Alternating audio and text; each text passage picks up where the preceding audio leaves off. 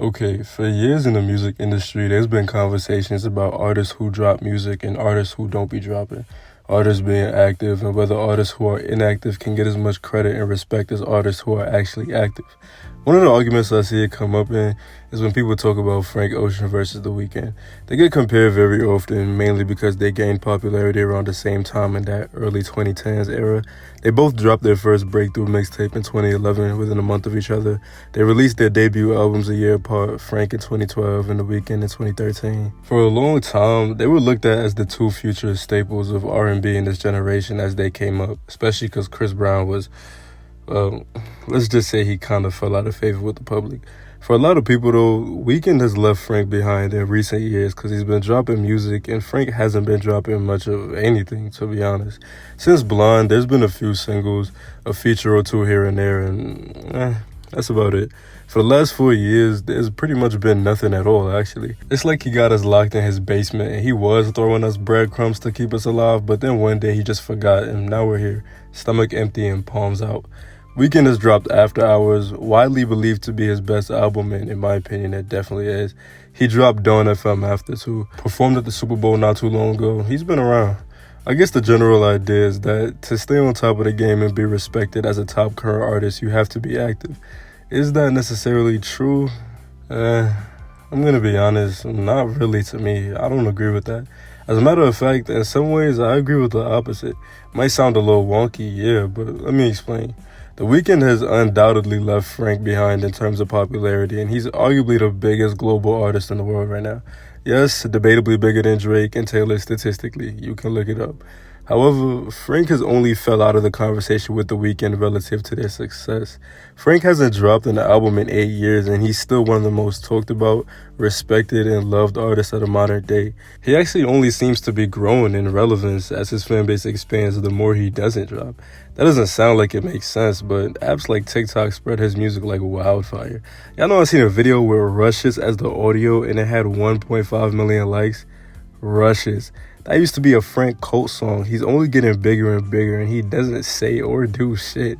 He gets on Instagram and posts his balls or something every year or two, and then boom, he's gone again. And there's artists that would be gone for a few years, but still go on tour at least or do shows and shit. But nope. When we say Frank is gone, we mean he's gone for real, for real. That brings me back to the main point. How important is being active when it comes to being in the music industry? I feel like once you get to a certain point, you have the luxury of sitting back and actually focusing on the music, and a lot of artists don't take advantage of that. When you're coming up, you have to worry about appealing to more people so you can gather a fan base, making songs that can at least be somewhat mainstream so you can get attention, worry about missing your window of opportunity to blow up, all that shit. But once you've risen to a certain status, you can literally sit down and make whatever you want to make, as well as focus more on quality. We saw that happen with Kendrick. Contrary to popular belief, Kendrick was always a very active rapper before 2018. Since he dropped Section 80 in 2011, in those 8 years from 2011 to 2018, he has 6 projects if we include the Black Panther album.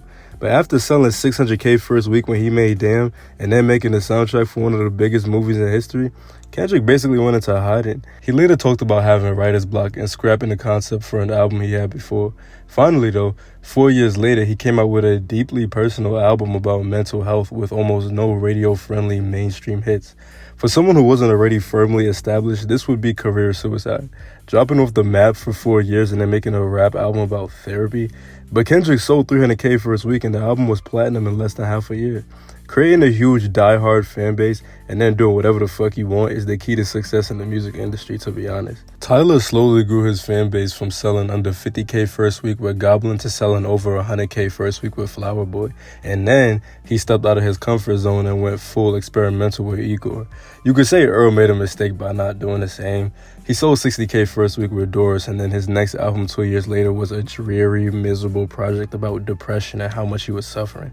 You could say that's where he really started to fall behind Tyler in terms of popularity, because Earl's first album sold more than Tyler's first, but at the same time, Earl was struggling so much mentally that I'm just glad he made it through that time, and I'm sure he's not too bothered about it. To bring this all back to the main point, being active, in my opinion, is only relevant when you're coming up. However, After you've already blown up and gathered your fan base, being too active can honestly actually start to work more against you. For one thing, it's way easier for people to get tired of your music when you're dropping so much of it back to back to back, because more often than not, you aren't taking enough time to actually make quality music. I really feel like some rappers are so scared of falling off or being forgotten that they drop music year after year without bothering about how good it really is. It's so easy for your music to get stale when you're just slapping together albums and tossing them out to your fan base because you know your core fans will eat up whatever you throw at them. Am I talking about Drake? Yeah. Take Care, Nothing Was the Same. If you're reading this, it's too late. So much of his early music was fantastic. But you know that small window we see with a lot of artists where they completed their come up and they're firmly established, and then there's a pause for various reasons. Some of them develop new sounds and then put them out in the form of an album before their old sound could get stale. Some of them had writer's block and didn't want to start forcing out mid-music. Some of them really wanted to stop and put together something more special than they'd ever put out before. Yeah. Drake actually doesn't really have that small pause. Is it 100% necessary to keep your career alive? Not really, but it probably would help his discography because it has been getting weaker the more time passes. You can go look at a lot of the best artists of our generation and you'd see it somewhere on their discography. Travis dropped Rodeo, Birds in the Trap, and Astroworld within 3 years before going off the grid for half a decade while putting together Utopia. I think the only thing he dropped in that time was the Jack Boys group album. There was probably tens of throwaway songs he could have slapped together into a 10 or 15 song project and thrown to his fans that were begging for him to drop so he could make a bunch of money, but he chose to make something special instead. Kanye dropping the legendary College Trilogy, the heavily influential 808s, and then the iconic Dark Fantasy within the first 7 years of his career from 2004 to 2010. After that, he took the longest solo album break of his career and returned with an entirely new sound on the very experimental Yeezus 3 years later. Like the title of this video says, not enough artists know how to disappear anymore. Just go off the grid for a while and put together something special instead of forcing out albums and mixtapes that you know isn't your best work. We were just talking about The Weeknd, right? From 2011 to 2016, he had 6 albums and mixtapes that came out. Starboy was the last one, and it was definitely his weakest one up to that point, in my opinion. After that, it was 4 entire years until After Hours came out. Completely new sound, no features, unreal vocal performances, perfect Weeknd album, and absolutely his best. Why? Because he took his damn time. I want to circle back to Frank Ocean on this because he didn't even have the normal cycle like a lot of other artists. He was doing this from the jump. His very first album, Channel Orange, sold 130K first week and then he immediately vanished. You know how rare it is to go ghost for 4 years after your debut album and then come back to all your fans still patiently ready and waiting? Nobody does that. Usually artists double down after their first album. But I'm glad he did though. And I'm always going to go back to these demos when I talk about Frank because it's such a perfect example of how artists evolve. I brought it up in a video a little while ago before, but these were the original versions of Ivy and Siegfried about a year or so after Channel Orange came out. Thought that I was dreaming when you said you loved me. Yes, it started from nothing. I had no chance to prepare. The markings on your surface, those speckles fade. They both sound very Channel Orangey, way more traditionally R&B than they actually ended up sounding 3 years later on Blonde. Imagine if he didn't take 4 years to come up with Blonde and instead just shoved all those early versions together onto a 2014 album that was basically just Channel Orange 2.0. I'm sure it wouldn't be bad, but come on. People have gotten too used to artists being stagnant. I don't know, like obviously if your favorite artist is making music that you think is fine or you're satisfied with it every year, then so be it. Plenty of people are going to be happy with that and then they're just going to keep pushing that same music out.